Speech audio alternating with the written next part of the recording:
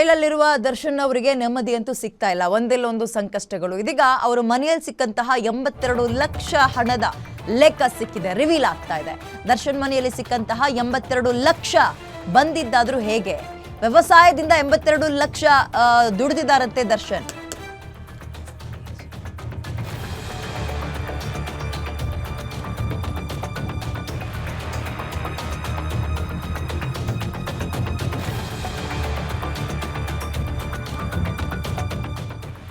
ಕೃಷಿಯಿಂದ 82 ಲಕ್ಷ ಹಣವನ್ನು ದುಡಿದಿದ್ದಾರಂತೆ ದರ್ಶನ್. ಐಟಿ ಅಧಿಕಾರಿಗಳ ಮುಂದೆ ಅದರ ಲೆಕ್ಕವನ್ನ ಹೇಳಿದ್ದಾರೆ ದರ್ಶನ್. ಪೊಲೀಸರು ವಶಕ್ಕೆ ಪಡೆದಿದ್ದ ಹಣದ ಮೂಲವನ್ನ ಐಟಿ ಕೇಳಿತ್ತು.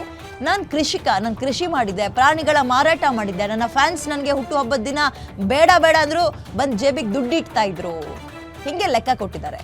ಸಾಕ್ಷ್ಯ ನಾಶಕ್ಕೆ 82 ಲಕ್ಷ ನಗದು ಹಣ ಸಂಗ್ರಹ ಮಾಡಿದ್ದಂತಹ ಆರೋಪ ಕೇಳಿ ಬಂದಿತ್ತು. ಅಂದ್ರೆ ರೇಣುಕಾಸ್ವಾಮಿ ಮರ್ಡರ್ ಆದ್ಮೇಲೆ ಇದು ಹೊರಗೆ ರಿವೀಲ್ ಆಗ್ಕೂಡ್ದು, ದರ್ಶನ್ ಅವರ ಹೆಸರು ಹೊರಗೆ ಬರಬಾರ್ದು ಅನ್ನೋದಕ್ಕೆ ಈ ಹಣವನ್ನ ಅಡ್ಜಸ್ಟ್ ಮಾಡಿದ್ರು ಅನ್ನುವ ಆರೋಪ ಇತ್ತು.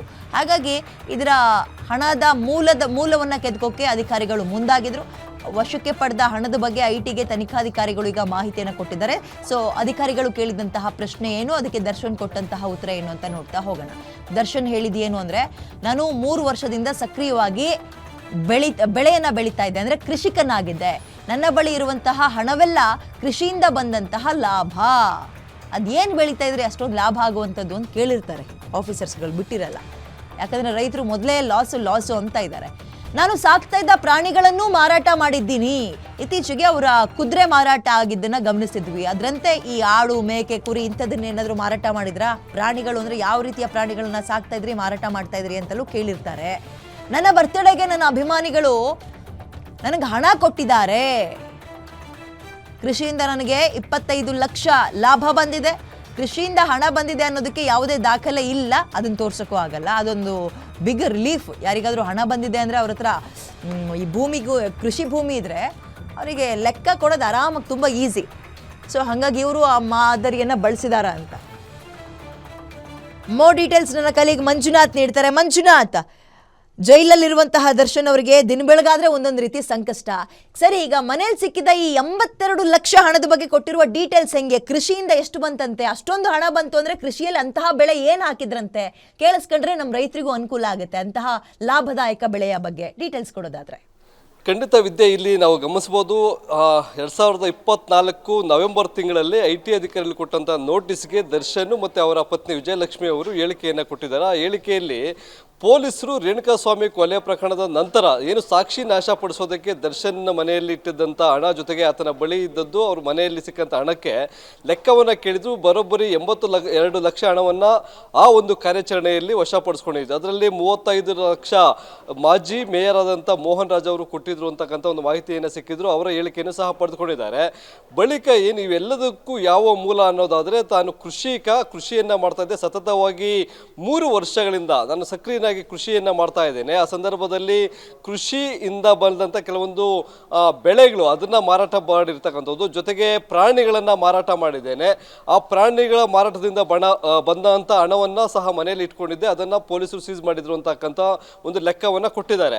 ಜೊತೆಗೆ ನನ್ನ ಬರ್ತ್ಡೇ ಸಂದರ್ಭದಲ್ಲಿ ಗೆಳೆಯರು ಮತ್ತು ಅಭಿಮಾನಿಗಳು ಕೊಟ್ಟಂತ ಗಿಫ್ಟ್ಗಳು, ಅದರ ಮುಖಾಂತರ ಹಣ ಬಂದಿತ್ತು, ಅದನ್ನು ಸಹ ನಾನು ಮನೆಯಲ್ಲಿ ಇಟ್ಕೊಂಡಿದ್ದೆ ಅಂತಕ್ಕಂಥ ಒಂದು ಲೆಕ್ಕವನ್ನ ಆದಾಯ ತೆರಿಗೆ ಇಲಾಖೆ ಅಧಿಕಾರಿಗಳ ಮುಂದೆ ವಿಚಾರಣೆ ಹಾಜರಾದಾಗ ಅವರು ಏನು ಮಾಹಿತಿ ಕೇಳಿದಾಗ ಈ ಒಂದು ಲೆಕ್ಕವನ್ನು ಕೊಟ್ಟಿರ್ತಕ್ಕಂಥದ್ದು. ಆದರೆ ಇಲ್ಲಿ ನಾವು ಈ ಹಿಂದೆ ಕೆಲವೊಂದು ಪ್ರಕರಣಗಳನ್ನು ಎಕ್ಸಾಂಪಲ್ ಕೊಡೋದಾದರೆ, ಆದಾಯ ತೆರಿಗೆ ಇಲಾಖೆಯಲ್ಲಿ ಹೋಗ್ತಕ್ಕಂಥ ಕೆಲವು ರಾಜಕಾರಣಿಯ ಮಕ್ಕಳು ಸಹ ಇದೇ ರೀತಿಯಾಗಿ ನಾನು ಕೃಷಿ ಮಾಡಿದ್ದೆ ಅಂತಕ್ಕಂಥ ಮಾಹಿತಿ ಹೇಳಿಕೆಯನ್ನು ಸಹ ಕೊಟ್ಟಿದ್ರು. ಆದರೆ ಇಲ್ಲಿ ನಾವು ನೋಡ್ಬೋದು, ಕೃಷಿ ಮಾಡಿ ಕೋಟಿ ಲಕ್ಷ ಹಣವನ್ನು ಗಳಿಸಿ ಮನೇಲಿ ಇಟ್ಕೊಳ್ತಕ್ಕಂಥ ರೈತರು ಯಾರೂ ಇಲ್ಲ. ಅಂತಹ ಬೆಳೆಯನ್ನು ಸಹ ಇಲ್ಲಿ ದರ್ಶನ್ ಹಾಕಿಲ್ಲ. ಇಲ್ಲಿ ಎಲ್ಲ ಒಂದು ಕಡೆ ಆ ಒಂದು ಲೆಕ್ಕ ಕೊಟ್ಟಿರ್ತಕ್ಕಂಥ ಹಿನ್ನೆಲೆಯಲ್ಲಿ ತಪ್ಪು ಲೆಕ್ಕಗಳನ್ನು ಕೊಟ್ಟಿದ್ದಾರೆ ಅಂತಕ್ಕಂಥ ಅನುಮಾನಗಳು ಎಡೆ ಮಾಡಿಕೊಡುತ್ತೆ.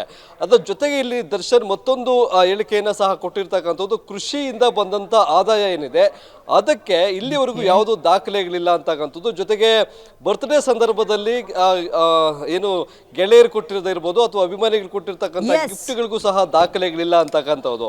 ಹೀಗಾಗಿ ಇದರಲ್ಲಿ 40,40,000 ರೂಪಾಯಿಗೆ ಯಾವುದೇ ರೀತಿಯಾದಂಥ ದಾಖಲೆಗಳು ಇಲ್ಲ, ಜೊತೆಗೆ ಇನ್ನುಳಿದಂಥ ಹಣಕ್ಕೂ ದಾಖಲೆಗಳಿಲ್ಲ.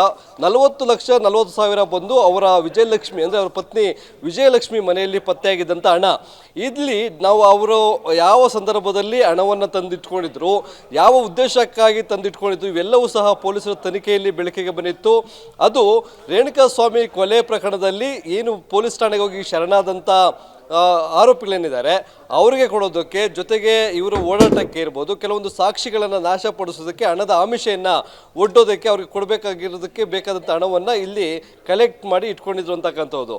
ಹೀಗಾಗಿ ಕಳೆದ 2 ದಿನಗಳ ಹಿಂದೆ ಏನು ಆದಾಯ ತೆರಿಗೆ ಇಲಾಖೆಗೆ ಈ ಹಣವನ್ನು ವಶಕ್ಕೆ ಕೊಡಬೇಕು ಅಂತಕ್ಕಂಥ ಕೋರ್ಟ್ ಆದೇಶವನ್ನು ಕೊಡ್ತು. ಈ ಎಲ್ಲ ಲೆಕ್ಕಾಚಾರಗಳನ್ನು ಕೋರ್ಟ್ ಪರಿಗಣಿಸಿಲ್ಲ. ಯಾಕಂತಂದರೆ ಕೋರ್ಟ್ ಪರಿಗಣಿಸಬೇಕು ಅನ್ನೋದಾದರೆ ಅದಕ್ಕೆ ಪೂರಕವಾದಂಥ ದಾಖಲೆಗಳಿರಬೇಕು.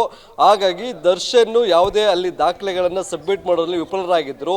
ಹಾಗಾಗಿ ಈ ಒಂದು ಹಣ 82 ಲಕ್ಷ ಏನಿದೆ ಅದು ಆದಾಯ ಮೂಲ ಯಾವುದು ಅನ್ನೋದು ಗೊತ್ತಿಲ್ಲ, ಜೊತೆಗೆ ಅದಕ್ಕೆ ಬೇಕಾದಂಥ ದಾಖಲೆಗಳು ಇಲ್ಲ. ಹೀಗಾಗಿ ಆ ಹಣ IT ಅಧಿಕಾರಿಗಳ ವಶಕ್ಕೆ ಹೋಗಿದೆ. ವಿದ್ಯಾ, ಧನ್ಯವಾದ ಮಂಜುನಾಥ್ ಡೀಟೇಲ್ಸ್ಗೆ.